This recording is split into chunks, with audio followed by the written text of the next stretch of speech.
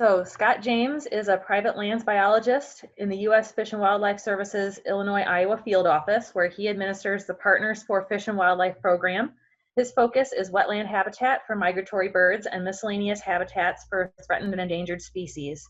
The U.S. Fish and Wildlife Service's Partners for Fish and Wildlife program provides financial assistance and technical advice to landowners restoring and/or enhancing habitat on their property. The program is delivered with conservation partners that have similar conservation goals as the U.S. Fish and Wildlife Service. So I will go ahead and let Scott get started. All right. Good morning, folks.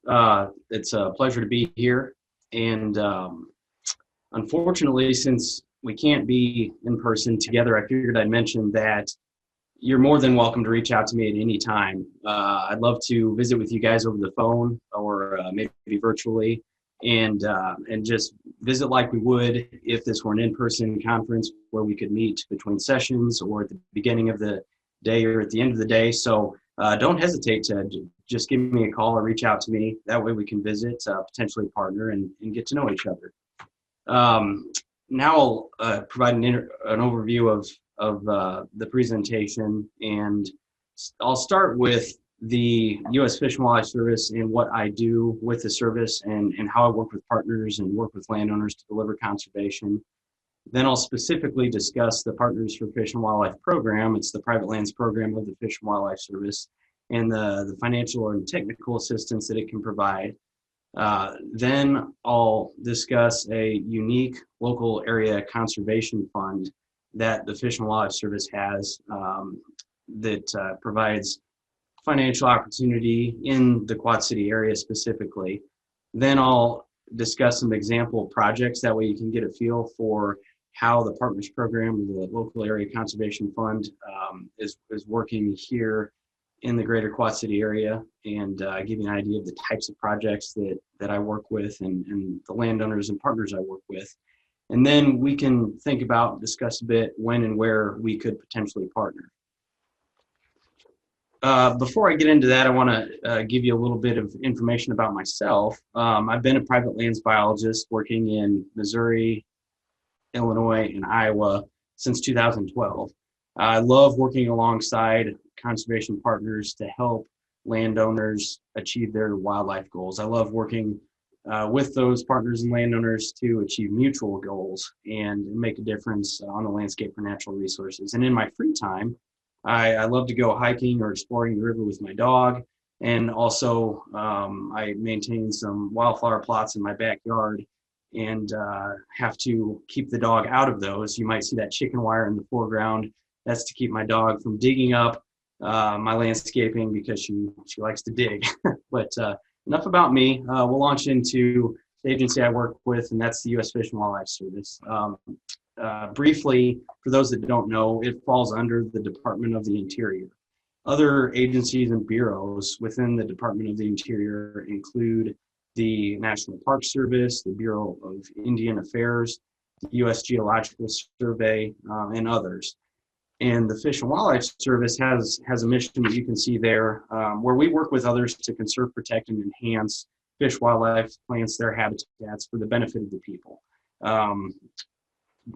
The Fish and Wildlife Service operates national wildlife refuges, which restores and manages wildlife habitat, and that's specifically on refuge properties. Now, the agency also has ecological services offices, and I work out of an ecological service office in Moline. It serves Illinois and Iowa, and ecological services offices provide guidance on various things, how wind farms being developed or bridges being constructed impact wildlife. They administer the Endangered Species Act.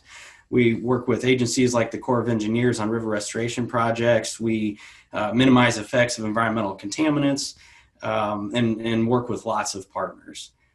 Now, I'm not going to get into the details of the Fish and Wildlife Service too much, but it's important to understand what the Fish and Wildlife Service does, and that does include some private lands conservation delivery.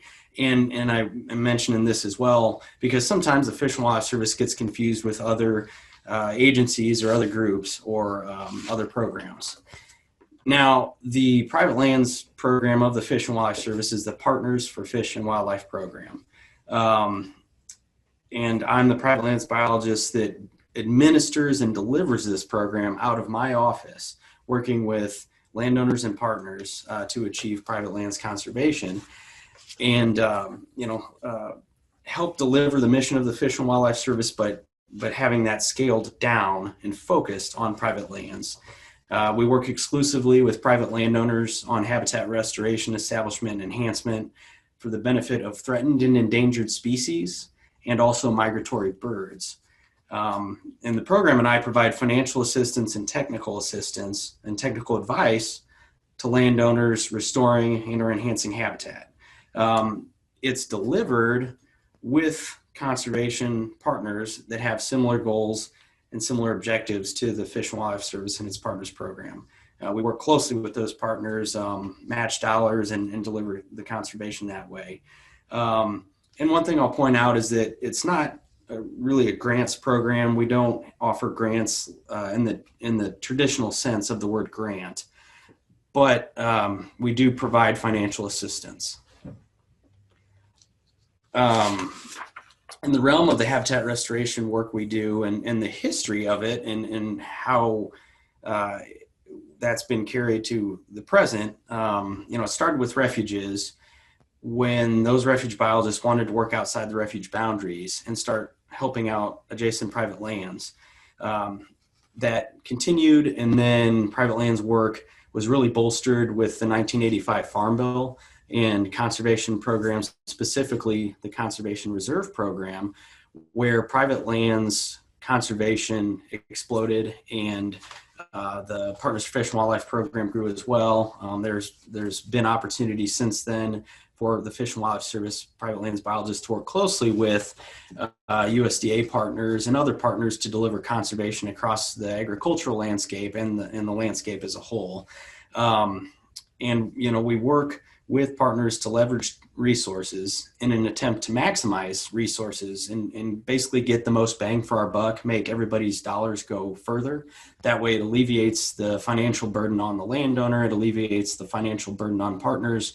The more people are involved, the cheaper it might be for all those people involved. So that's one thing that we think about with the program. We provide technical assistance or the how-to for those landowners so they can figure out how to do conservation, and we offer the cost share assistance to help them get those conservation activities and practices done on their farms and deliver conservation to help make a difference. Long story short, if the Fish and Wildlife Service can somehow benefit wildlife on private lands, it's fair game.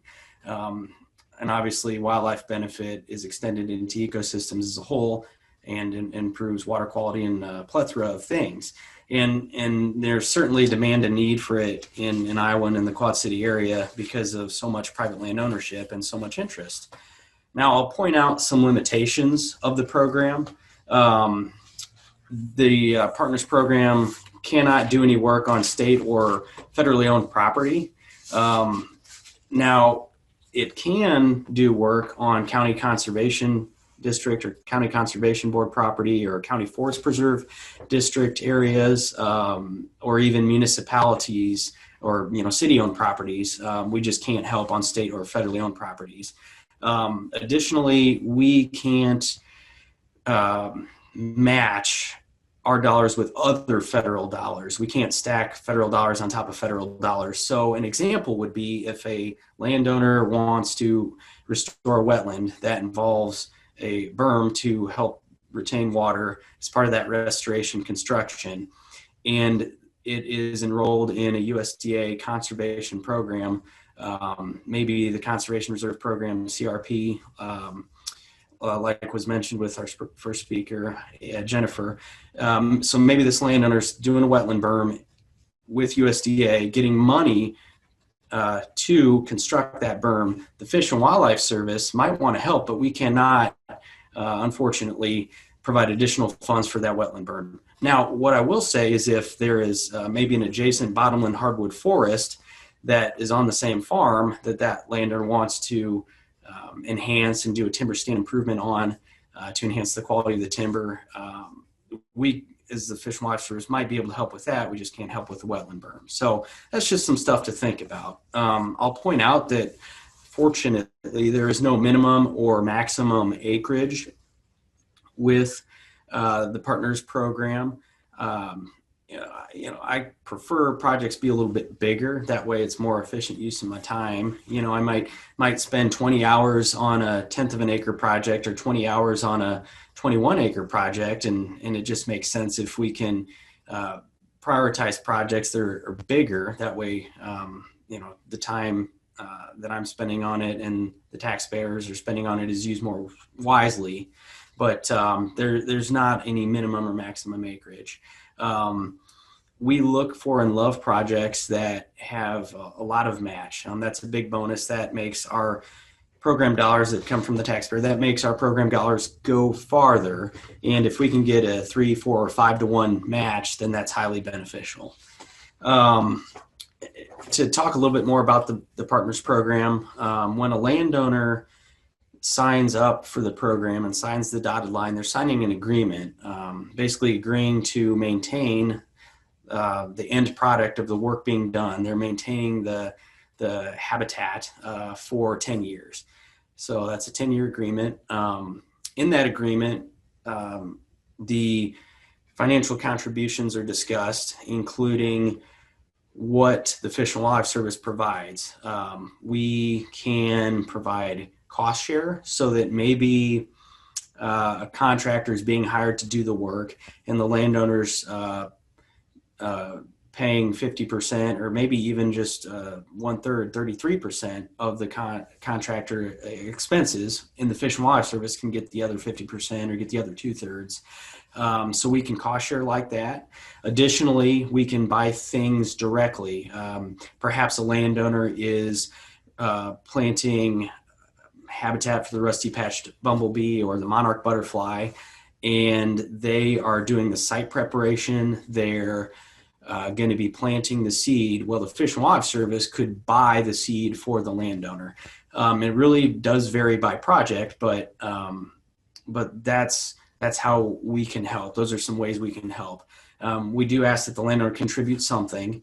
One thing I'll point out is that access for fishing or hunting or tranquility or bird watching or whatever does not change. The landowner retains rights whenever they enroll or participate in the Partners program and whenever we help them out. So if I help out Farmer Jane with a landowner project and we're restoring some habitat, her property does not automatically have to be open to any sort of public hunting or fishing. So she retains her property rights. It's a pretty cool deal. And as is the theme throughout this presentation, we like to have partners involved. The more partners, the better. And it just oftentimes works out much better for everybody with partners involved. So here are some examples of the types of projects that we do. It might be stream bank stabilization. I'm going to highlight some water quality projects because this is, so closely associated with the Partners for Scott County Watershed and their efforts. We do riparian area improvement. Maybe there's a riparian area, a creek running into the Mississippi River with a lot of honeysuckle. We'll work to get that honeysuckle removed, and that can improve the water quality. You have a cleaner forest understory. That creek that runs into the river is cleaner. Less invasive species, more native vegetation, and improve water quality. We do wetland restoration, might be on a pasture where we can restore, or an old pasture, I should say, where we can restore a wetland. Or if you've got a crop field in the foreground and an old degraded, not so functional wetland in the background, and the farmer still wants to continue planting part of that acreage in corn or soybeans, we can let them do that, but establish a buffer between a wetland that we're going to restore in the background and the crop field that they're still planting in the foreground, and have that buffer and wetland restoration work occur and get an end product like you see in the photo there. So a lot of wetland practices, those benefit migratory birds and certainly water quality, and that's of interest to us. I will point out that there are other types of non-water quality related projects that we do. Best example being pollinator habitat that benefits the endangered rusty-patched bumblebee, or benefits the monarch butterfly, a candidate species that we hope doesn't become endangered. But me and the service and the partners program do a variety of projects. Here is an example of a plan and how it was funded from 2009 for a project, a Partners for Fish and Wildlife project from 2009. If you look closely at the landowner information, you might see some familiar names or locations. But anyway, I want to show this so that you can get an idea of how this plan occurred, how the funding was laid out, and how the work got done. That way, if you're interested in a potential project, you can kind of see this and see how it went back in 2009.